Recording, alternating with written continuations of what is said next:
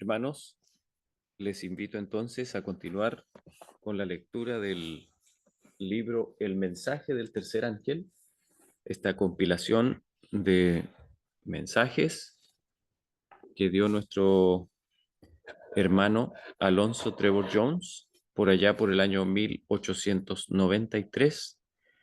Y estamos ya en el mensaje número 17, nos toca hoy, y me gustaría leer solamente el último párrafo del mensaje anterior para que conectemos y solamente recordar que estamos hablando de forma plena, total, muy profunda acerca de la verdadera justificación por la fe. En el mensaje anterior, el hermano Jones nos hablaba acerca de esa justicia que el Señor nos da por la fe, como se la dio a Abraham, y cómo hemos de tener fe. La fe viene por la palabra del Señor y se trata del sencillo proceso de creer plenamente lo que el Señor nos dice y afirmarlo junto con Él. El Señor le dijo a Abraham que su descendencia sería como las estrellas del cielo que él no podía contar, y Abraham le creyó, dice la Escritura, y entonces le fue contado por justicia. El Señor puso un cerco de ángeles allí cuando pronunció su ley en el Sinaí y protegió a todos los que estaban reunidos, y los protegió especialmente, según el espíritu de profecía, para que Satanás no pudiese distorsionar las palabras que el Señor les quería decir. Asimismo, también el pastor oraba, ¿no es cierto?, por que el Señor nos conceda esa misma protección. Y esperamos que esta mañana el Señor nos la conceda también. Voy a compartir la pantalla.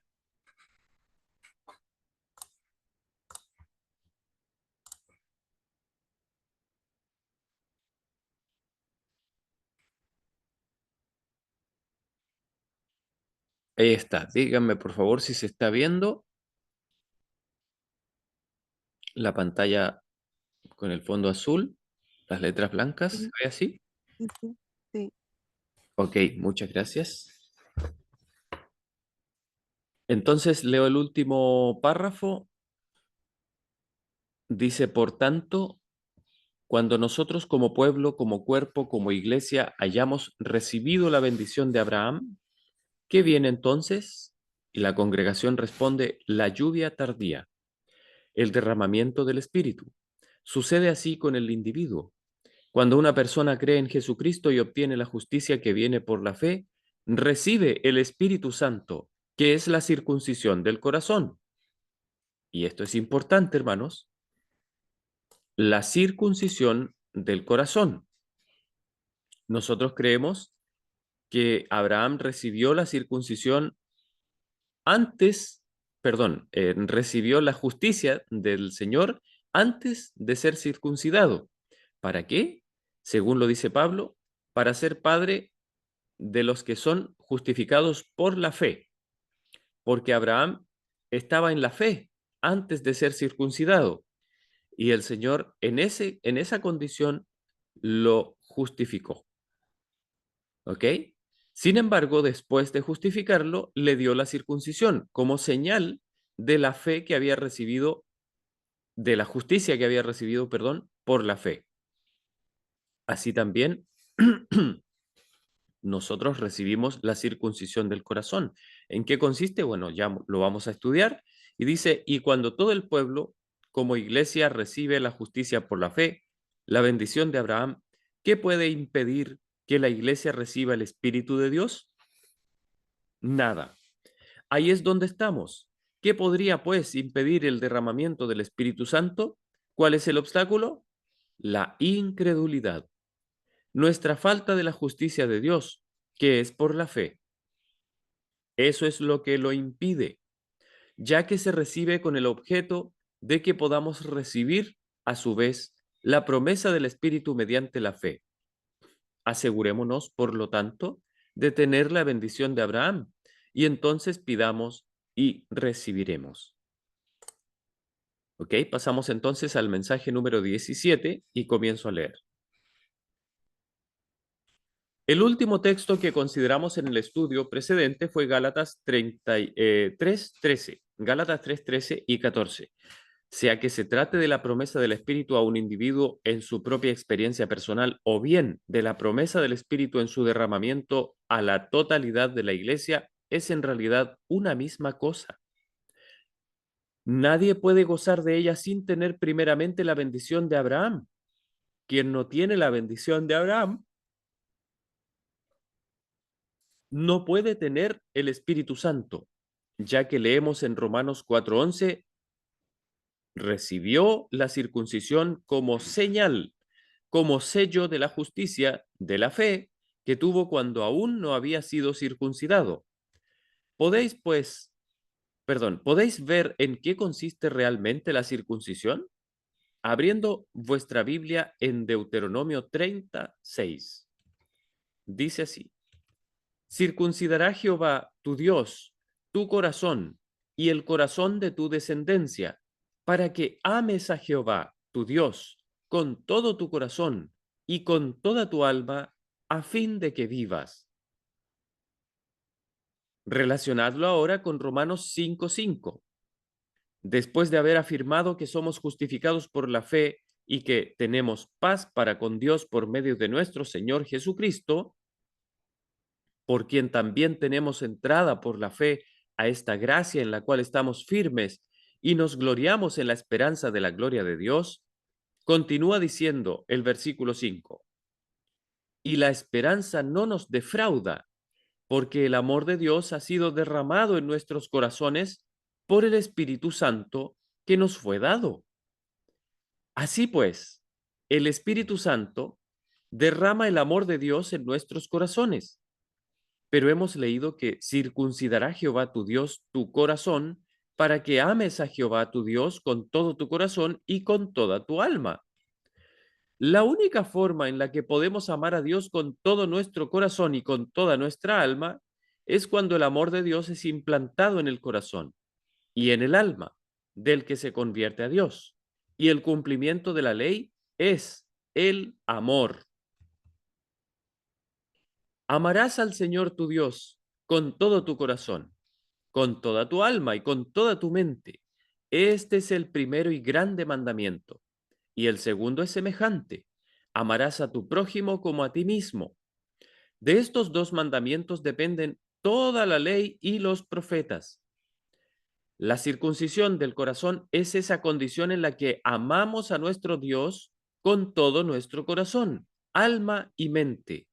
Podéis, pues, ver que la circuncisión en la carne dada a Abraham era simplemente una señal, una prenda que se le dio en una época en la que Dios le estaba instruyendo mediante ilustraciones, una señal visible para representar algo que resulta invisible. Por consiguiente, esa circuncisión en la carne fue la señal, el sello de la justicia de la fe que tuvo cuando aún no había sido circuncidado. Romanos 4:11. Era simplemente una marca exterior de la obra del Espíritu Santo en circuncidar su corazón. El Espíritu Santo derrama el amor de Dios en el corazón.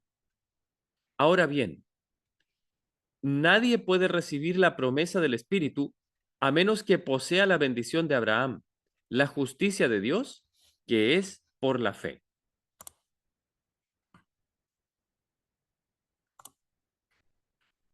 Sigue diciendo. Así pues, quien sabe que cree en Dios puede pedirle el Espíritu Santo en plena confianza. No así quien piensa que cree en Dios. A veces cree y a veces no. En ocasiones le parece que cree y en otras no sabe si cree o no. Eso no es de ninguna forma creer en Dios. El Señor desea que vosotros y yo sepamos que creemos en Dios. Quiere que lo sepamos positivamente y que estemos tan seguros como de que estamos vivos. Aquel que sabe que cree en Dios puede pedirle con perfecta confianza el Espíritu Santo y recibirlo por la fe. Pedid y recibiréis, dice Juan 16:24. Así lo prometió Él, pero hemos de pedir conforme a su voluntad. No es su voluntad conceder el Espíritu Santo a aquel que no posee la bendición de Abraham. Y esto se aplica tanto al individuo como a la iglesia. Cuando el pueblo de Dios alcance esa situación en la que sepa que cree en Dios, podrá pedir con perfecta confianza el derramamiento del Espíritu Santo y esperar en perfecta fe y confianza que lo recibirá. Y así sucederá. Es un hecho. Avancemos algo más esta noche en el estudio de cómo podemos saber que la bendición de Abraham nos pertenece y cómo podemos tener la seguridad de que es nuestro privilegio pedir al Señor su Espíritu Santo y esperar sencillamente el tiempo que Él considere apropiado para recibirlo de acuerdo con su voluntad, sin ansiedad alguna por no saber si lo vamos a recibir o no. Queremos aprender a librarnos de toda ansiedad relativa a si vamos a recibir o no el Espíritu Santo, de forma que podamos presentar nuestras peticiones al Señor con fe, esperando recibir lo que pedimos y no otra cosa distinta, y aguardando confiadamente que el Señor lo concederá en el momento adecuado, mientras aún nos mantenemos pidiendo y buscándolo para que pueda ser así. Os digo, hermanos, cuando lleguemos a esa situación, no nos resultará difícil estar todos unánimes juntos como en Hechos 2:1. Ahora, en esta situación, cuando alcancemos esa condición en la que sabemos positivamente que creemos en Dios y que podemos pedir con perfecta confianza el Espíritu Santo, resultará fácil para cada uno de nosotros el que estemos unánimes juntos cada vez que nos reunamos. Todos temerán perder la reunión, ya que si estando ausente de alguna de esas reuniones se cumpliera la promesa del Espíritu Santo, dejarían de recibirlo. Todos y cada uno estarán aquí velando y esperando a que el Señor cumpla lo dicho cuando así lo disponga. ¿Podéis ver la forma en que eso logrará que estemos todos unánimes juntos? Os aseguro que lo logrará. Por supuesto, si la obra del Señor nos llamara a otro lugar, según el Señor disponga, impidiéndonos asistir a alguna reunión, en el caso de producirse el derramamiento del Espíritu Santo durante nuestra ausencia, lo recibiremos, lo recibiríamos de todas formas, estuviéramos donde estuviéramos. Pero no sucedería lo mismo con quienes estuvieran ausentes de la reunión debido a sus propias inclinaciones. Temo faltar a cualquiera de nuestras reuniones aquí. Temo perderme alguna de las reuniones matinales. No sé cuál de ellas puede el Espíritu Santo ser derramado sobre nosotros. No puedo correr el riesgo de faltar. Abramos ahora las Escrituras y veamos la forma en que el Señor ha conducido y conducirá a cada uno de los que desee, a cada uno que lo desee, hasta esa posición en esta noche. Si queréis comenzar en el punto en que empiezo a leer, el Señor nos guiará a cada paso. No cuestionemos de qué forma puede suceder. Cuando el Señor habla, ese es el final de toda cavilación. Diga lo que diga. Cuando es Él quien habla, termina la discusión y decimos, Señor, es así. Vayamos pues juntos esta noche y llegaremos a ese punto en el que cada uno pueda saber que creemos a Dios y que tenemos la bendición de Abraham. Entonces podremos pedir a Dios su espíritu en plena confianza, esperando recibirlo cuando Él lo otorgue en el debido tiempo que Él disponga. Veamos lo que hizo el Señor y cómo lo hizo, así como la forma que nos lleva hasta esa posición. Empecemos donde Él empezó. Leeremos primeramente en Efesios 1:3 al 6. Eso nos lleva al punto en el que Dios comenzó en lo que respecta a nosotros. Y eso es todo lo que necesitamos retroceder. Versículo 3. Bendito sea el Dios y Padre de nuestro Señor Jesucristo, que nos bendijo con toda bendición espiritual en los lugares celestiales. En Cristo, ¿qué es lo que nos hizo? Nos bendijo. ¿Fue así? Sí. ¿Con cuántas bendiciones espirituales nos bendijo? Con toda bendición espiritual. ¿Fue con todas las bendiciones espirituales que poseía? ¿Nos lo dio todo? Sí. ¿Cómo fue? En Cristo. En Cristo. Según eso, al darnos a Cristo, ¿qué es lo que nos dio? ¿Lo que Dios nos dio? Todas las bendiciones espirituales. Todas las bendiciones espirituales que tenía. Bien, cuando creemos en Jesucristo, ¿no resultamos acaso bendecidos? ¿No recibimos toda la bendición que el Señor tiene? ¿Qué podría entonces ser un impedimento? ¿Podrá acaso la persona así bendecida no ser feliz? No. ¿Podrá continuar en la lobreguez? No. ¿Estará enfurruñado porque las cosas no le salen como esperaba? No. En realidad, las cosas van a salir bien siempre, en todo caso, sea de la forma que sea. Jamás podrán impedir que reciba las bendiciones. Sabemos que a los que aman a Dios, todas las cosas les ayudan a bien. Pero el versículo 4 es el que quisiera especialmente leer. Según nos escogió en Él, ¿nos escogerá? Nos escogió. ¿Cuándo nos escogió? Antes de la fundación del mundo. Gracias sean dadas al Señor. Nos escogió a vosotros y a mí antes de la fundación del mundo. Alabado sea el Señor. ¿Diréis amén a eso todo el tiempo? Amén.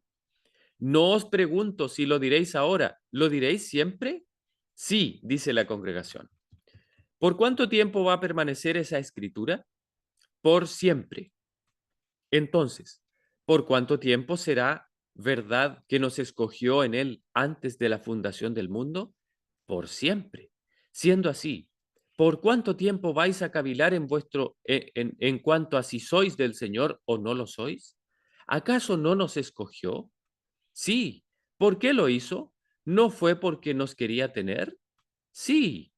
Me escogió porque quiso tenerme y me tendrá. No voy a robarle ni a chasquearlo en su deseo. Él nos escogió, ¿no es así? Y fue antes de la fundación del mundo.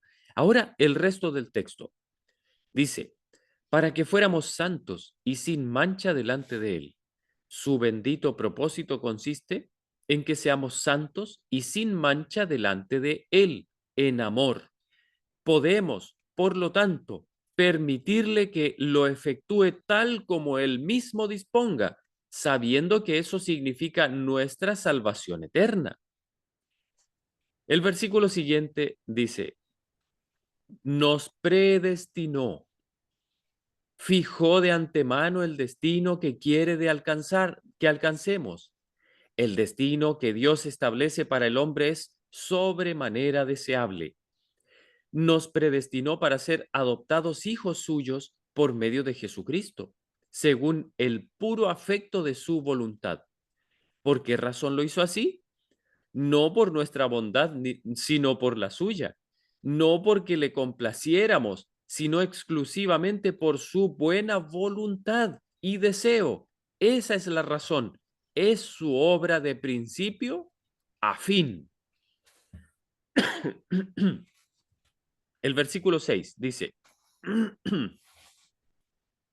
para alabanza de la gloria de su gracia, con la cual nos hizo aceptos en el amado. ¿Qué decís a eso? Amén. Cuando nos hizo aceptos, ¿cuándo, nos hizo aceptos en el amado? Antes de la fundación del mundo, dice la congregación. En efecto, eso responde a toda esa cuestión de si podemos o no hacer alguna cosa a fin de ser justificados. Él lo hizo todo antes que tuviéramos la oportunidad de hacer lo que fuere, mucho antes de que naciéramos, antes de la creación del mundo. ¿Veis que es el Señor quien realiza la obra a fin de que podamos ser salvos y de que podamos tenerlo? Hermanos, yo no sé si ustedes están alcanzando a ver el asunto de la predestinación. No vamos a tocar aquí el tema de la predestinación, de que una persona que es elegido ya no puede hacer nada para salir y una persona que no ha sido elegido ya no puede hacer nada para entrar. No es ese el asunto de la predestinación. ¿Cuál es el fin de hablarnos de la predestinación de parte del apóstol Pablo? Hermanos, es dejarnos bien claro que si a alguno se le cruza por la mente que tiene que hacer algo para conseguir la justicia de Cristo, bueno, pues piensen lo siguiente: el Señor Jesús predestinó ya a los que han de ser justificados desde antes de la fundación del mundo. Y si Él hizo eso, entonces la pregunta es, ¿puede usted ahora hacer algo para que el Señor lo reciba? ¿Se dan cuenta de la importancia que tiene confiar en que el Señor que nos ha llamado y nos ha predestinado para las buenas obras antes de la fundación del mundo? Y si Él lo hizo antes de la fundación del mundo, es decir, antes de que naciésemos nosotros, entonces, ¿qué buena obra podríamos sumar nosotros de parte nuestra para que el Señor nos justifique? ¿Se entiende la idea? Bueno, sigamos leyendo. Dice, observad lo que realizó. Uno, nos bendijo con toda bendición espiritual en Cristo. Dos, nos escogió en Él antes de la fundación del mundo. Tres, nos predestinó para ser adoptados hijos suyos por medio de Jesucristo. Cuatro, nos hizo aceptos en el amado. ¿Cómo me alegra que sea así? Sé que es así. ¿También vosotros? Así lo afirma él. Por lo tanto, tenemos ante nosotros cuatro cosas de las que podemos estar eternamente seguros. Una palabra más a propósito de esas bendiciones que el Señor nos ha dado. Tenemos todas las bendiciones que tiene el Señor cuando creemos a Jesucristo. Entonces son nuestras. No se espera de una forma particular que oremos pidiéndole bendiciones. ¿No os parece que emplearíamos mejor nuestro tiempo agradeciéndole por las bendiciones a nuestro alcance, más bien que pidiéndole bendiciones? ¿Qué os parece mejor? ¿Creéis más razonable agradecer al Señor por las bendiciones que ya ha concedido? ¿O por el contrario, pedirle bendiciones siendo que no tiene más para darnos? ¿Qué será mejor? La congregación dice agradecerle. Y hermanos, deberíamos tener en cuenta esto cuando presentamos nuestras peticiones ante el Señor. Deberíamos recordar que el Señor no necesita que nosotros le expliquemos lo que necesitamos. Él ya lo sabe.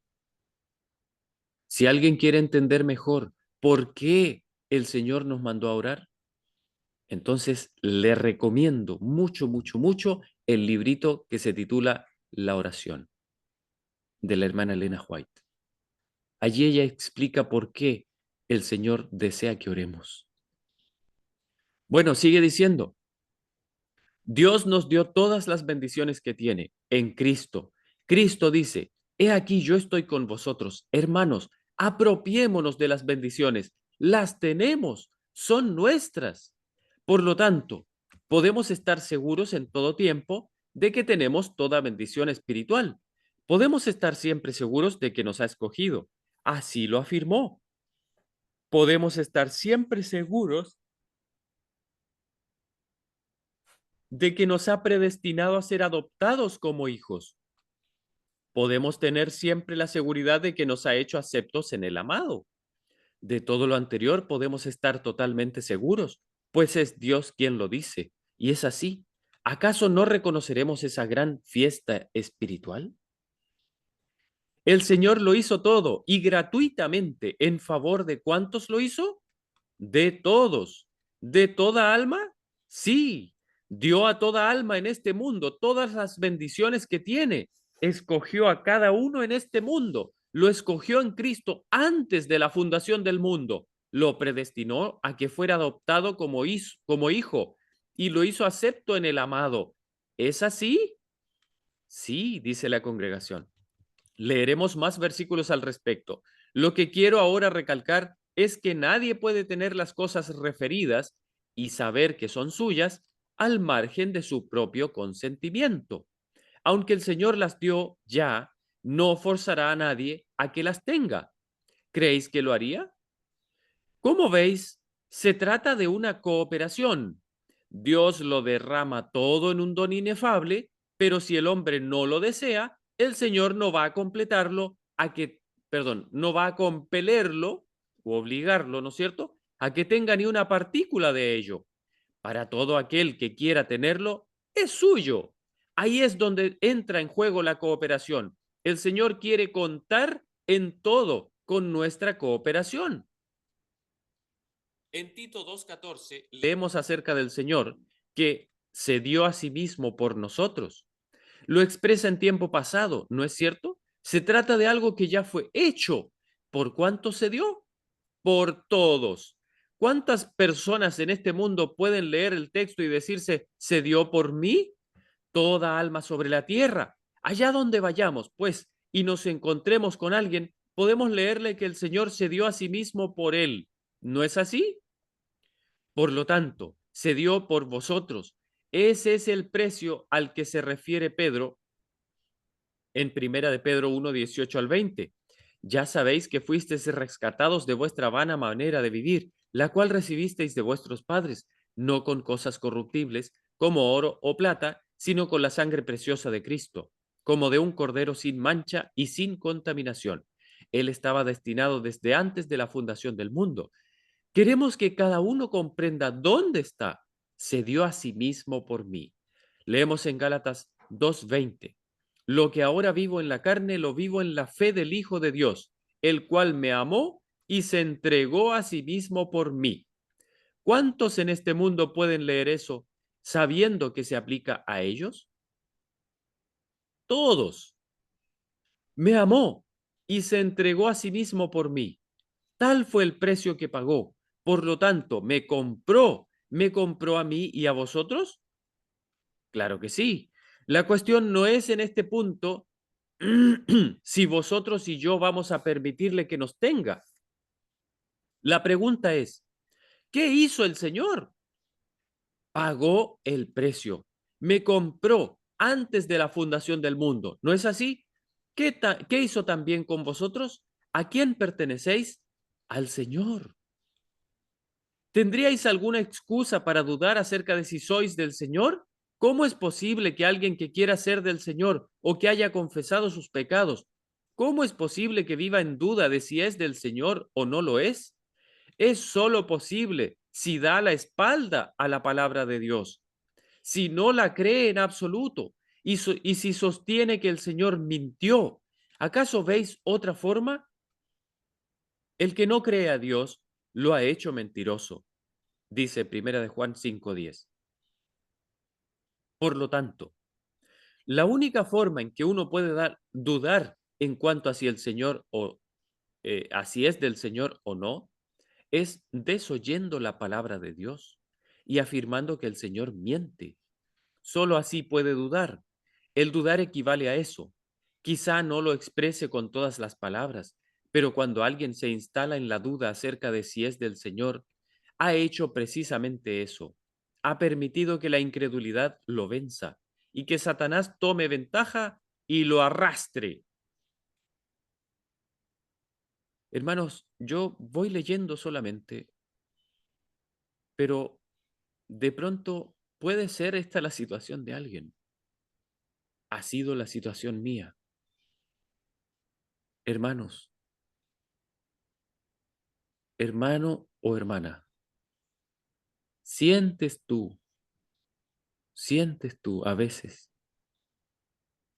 que no le perteneces al Señor?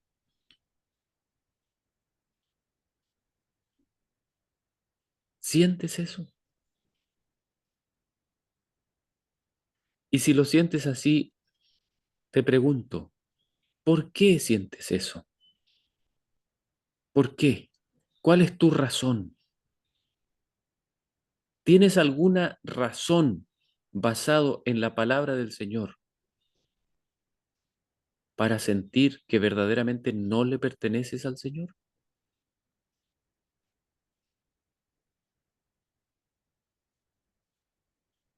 Hay una sola razón para la cual tú podrías sentir eso. Y esa razón es que tú no le crees al Señor. Esa es la única razón. Hermano Jairo, ¿Sí? buenos días. ¿Podría leer ese último párrafo de nuevo, porfa? Sí, lo leo. Dice, ¿tendríais alguna excusa para dudar acerca de si sois del Señor? ¿Cómo es posible que alguien que quiera ser del Señor y que haya confesado sus pecados, cómo es posible que viva en la duda de si es del Señor o no lo es? Es solo posible si da la espalda a la palabra de Dios, si no la cree en absoluto y si sostiene que el Señor mintió. ¿Acaso veis otra forma? El que no cree a Dios lo ha hecho mentiroso. Primera de Juan 5:10. Por lo tanto, la única forma en que uno puede dudar en cuanto a si el Señor, perdón, en cuanto a si es del Señor o no, es desoyendo la palabra de Dios y afirmando que el Señor miente. Solo así puede dudar. El dudar equivale a eso. Quizá no lo exprese con todas las palabras, pero cuando alguien se instala en la duda acerca de si es del Señor, se ha hecho precisamente eso. Ha permitido que la incredulidad lo venza y que Satanás tome ventaja y lo arrastre.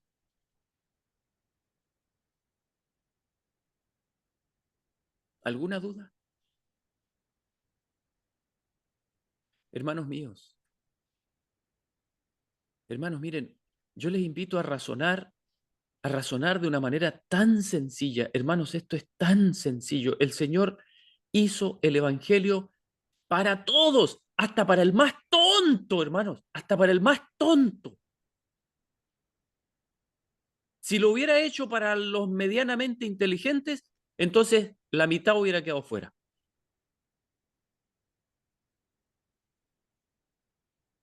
Entonces el Señor lo hizo para los más tontos. Y eso nos incluye a todos, ¿no? Entonces la cuestión es esta. El Señor Jesús vino y dio su vida por todos. ¿Por qué lo hizo por todos? Porque el Señor quería salvarlos a todos.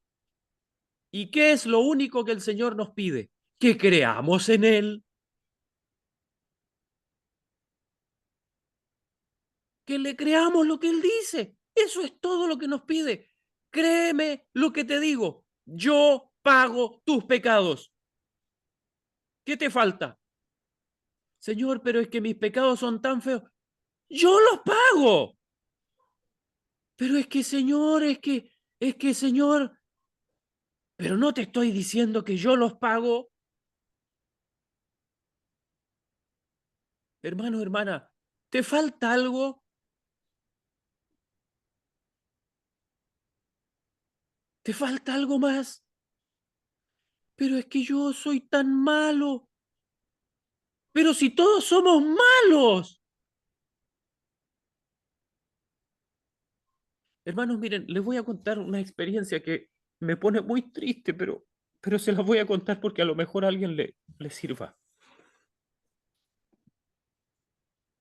Hermanos, miren, yo a veces tengo sueños y sueños muy feos, hermanos, muy feos. Sueños en los que yo,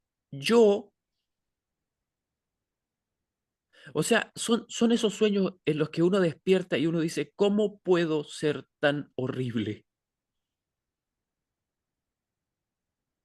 ¿Han tenido sueños así?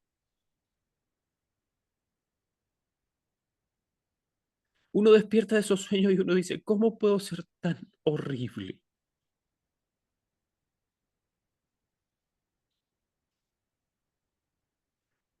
Y yo sé que a lo mejor me arriesgo a que alguien diga, ay, yo estoy escuchando a este hermano que tiene ese tipo de sueños. Hermanos, miren, hermanos míos, nosotros necesitamos entender lo siguiente. Somos todos horribles, hermanos. No, el Señor Jesús no vino a salvar a los buenos. ¿Lo entiende? El Señor Jesús no vino a buscar a los que eran medianamente buenos. El Señor Jesús vino a buscar a los más horribles de la raza humana.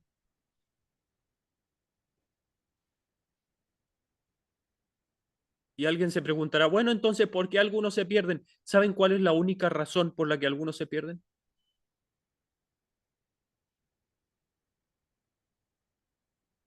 Es porque no le creen al Señor.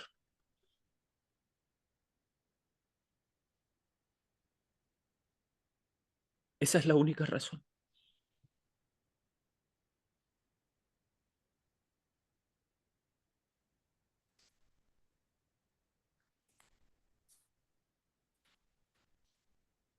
¿Sigamos?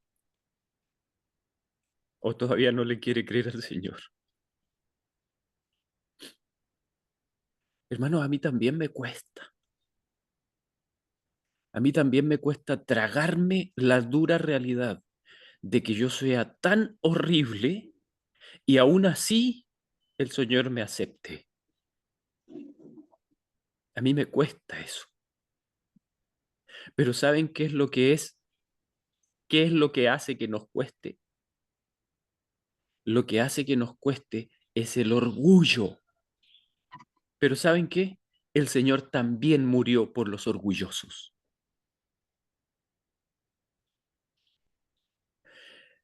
¿Es usted horrible? Entrégueselo al Señor.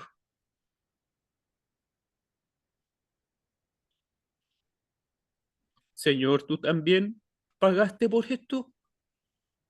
Sí, le dice el Señor, pagué por todo. Entonces, Señor, te lo entrego, te lo entrego.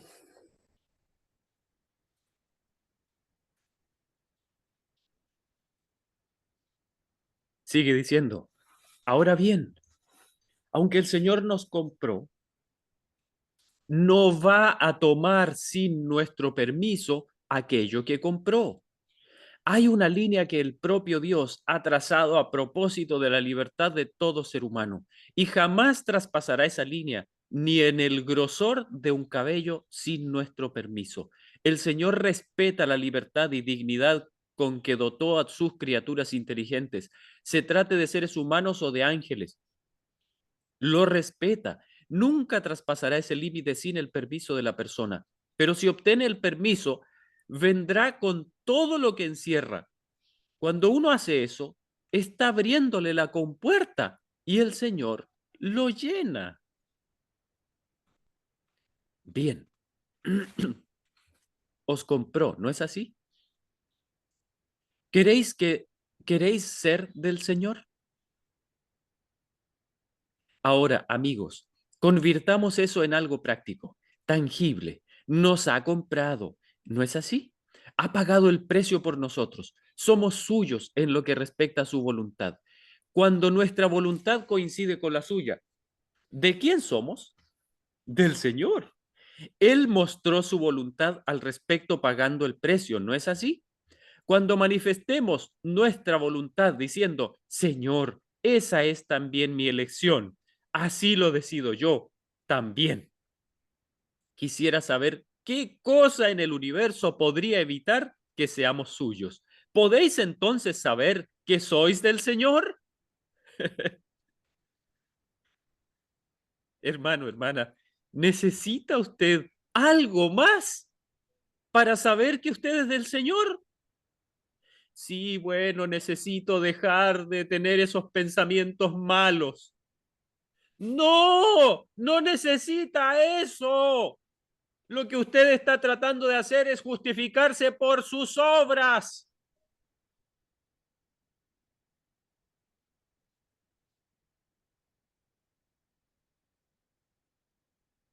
¿Se dan cuenta qué fácil es creerle al Papa?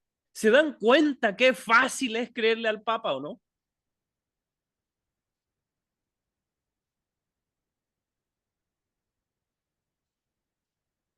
No, pero yo no tengo ídolos. No, pero yo no ando pagando mandas. No, pero yo no. Hermanos míos,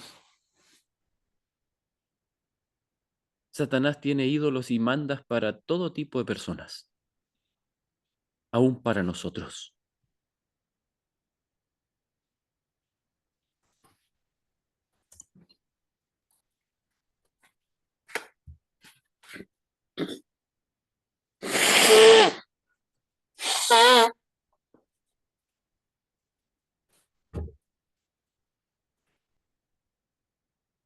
Perdón.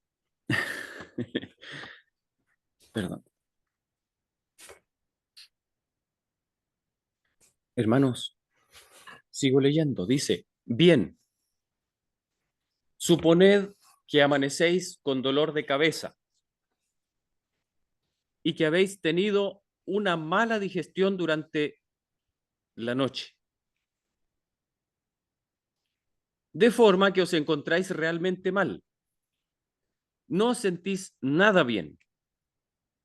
¿Cómo sabéis que sois del Señor?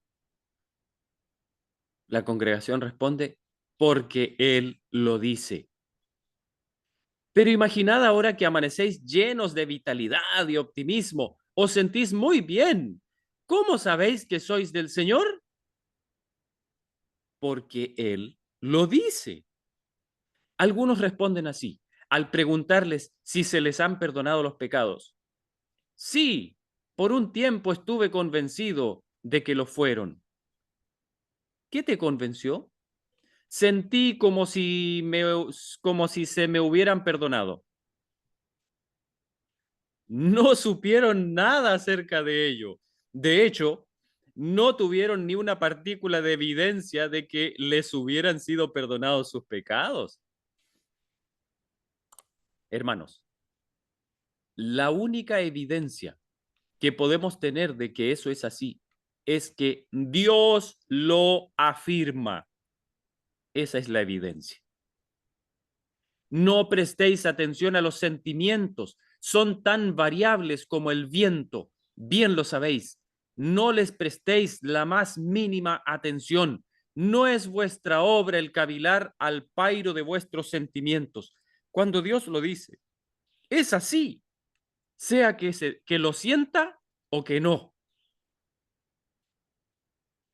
Repetiré aquí la ilustración. Ya la he utilizado antes, pero sirve para enfatizar este punto. El que de los sentimientos no tienen, el de que los sentimientos no tienen nada que ver con los hechos. Dos veces dos son cuatro, ¿no es cierto? Sabéis que es así. Pero hay algunas personas en este mundo que no lo saben.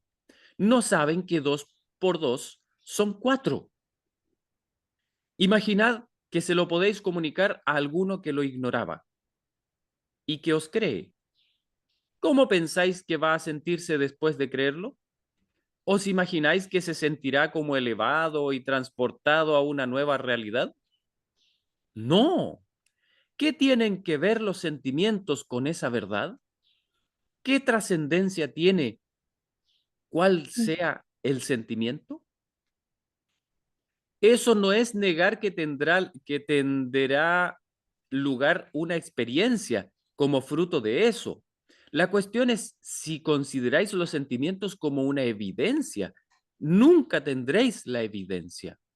Ahora bien, si tomáis la palabra de Dios como la evidencia, entonces obtendréis la evidencia que Dios proporciona en su palabra. Eso significa su propio poder divino obrando eficazmente en aquel que cree. Bien, el Señor nos compró, ¿no es cierto? En lo relativo a vosotros y a mí, no tenemos la menor necesidad de dudar en cuanto a si somos o no del Señor. ¿Estamos de acuerdo? Pero hay algunos en el mundo que no comparten esa experiencia, al menos en lo referente a la consumación del asunto.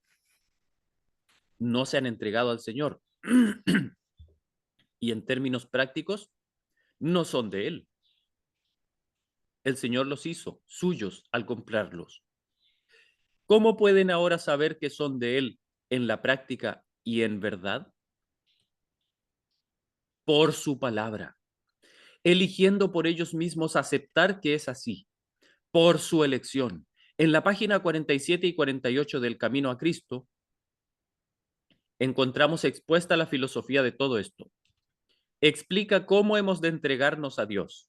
Declara que vuestras promesas y resoluciones son como cuerdas de arena y que el conocimiento de vuestras promesas no cumplidas y de vuestros votos quebrantados debilita la confianza que tuvisteis en vuestra propia sinceridad. Y por último, lo que debéis entender es el verdadero poder de la elección. No podéis cambiar vuestro corazón, pero podéis escoger servirle. ¿Se acuerdan de esa frase tan famosa que tantas veces hemos leído aquí?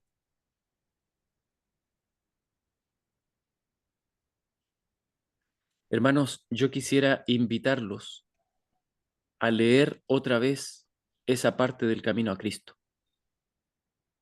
porque muchas veces hemos interpretado esa parte del Camino a Cristo como diciendo que el verdadero poder, lo que debemos entender es el verdadero poder de la acción. Y hermanos, eso no es lo que dice el Camino a Cristo. Porque la elección o la voluntad, en ese sentido lo dice la hermana White, en ese sentido usa la voluntad ella, lo usa en el sentido de la elección, no lo usa en el sentido de la acción. Y alguien por allí podrá estar diciendo, sí, pero cuando nosotros decimos algo y no hacemos, en realidad no lo estamos eligiendo. Hermanos, perdónenme,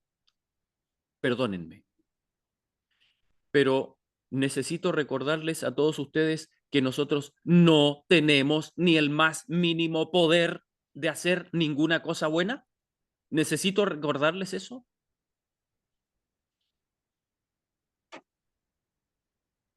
Entonces, hermanos, lo que el Señor quiere que nosotros entendamos en esta mañana es que lo único que Él pide de nosotros es que nosotros le creamos y que queramos. Eso es lo único que Él necesita. Nada más. Es más, yo hasta me atrevería a decirles a ustedes que la mayoría de nosotros ni siquiera quiere en realidad. Y aún el Señor con eso puede hacer algo. Porque el Señor es capaz, por su preciosura, por su amor inefable, es capaz de inclinar nuestro deseo también.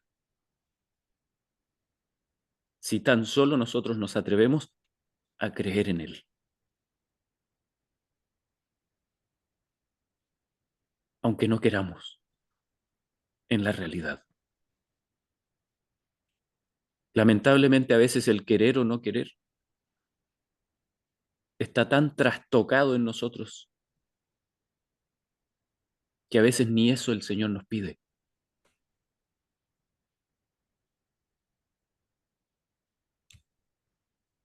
Sigue diciendo, cuando el ser humano elige poner su voluntad del lado de la voluntad de Dios, el hecho se cumple.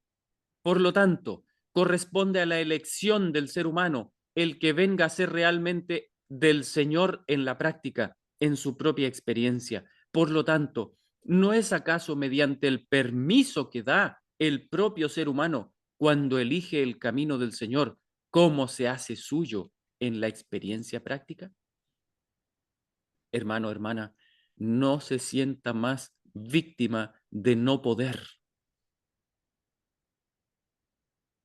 Mejor reconozca que la única razón que le mantiene alejado o alejada del Señor, si lo está, es porque usted no le cree. Es porque usted todavía piensa que Dios miente. Esa es la única razón.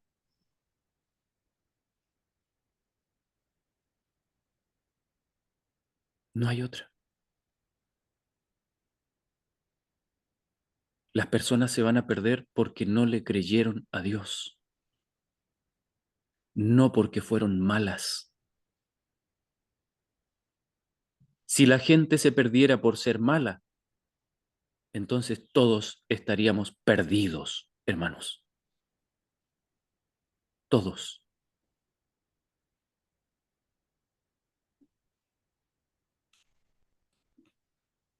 Habiendo hecho así, podéis saber que por tanto tiempo como persistáis en vuestra elección, por tanto tiempo como sea vuestro deseo ser del Señor, sois realmente suyos. ¿Lo comprendéis? Siempre que nos entreguemos a Él, sucede así. Ahora bien, algunos de vosotros os entregasteis hace tiempo, pero con posterioridad os habéis desanimado, llegando a preguntaros si sois realmente del Señor o no. Y hermanos, si sigo leyendo, vamos a llegar a las 7 y tanto leyendo. Así es que voy a tener que dejar hasta aquí el mensaje de hoy y continuamos el próximo miércoles, si Dios lo permite. ¿Les parece? Vamos a quedarnos entonces aquí. Somos del Señor por tanto tiempo como nosotros lo decidamos. ¿Ok? Quedémonos con ese pensamiento. Vamos a orar.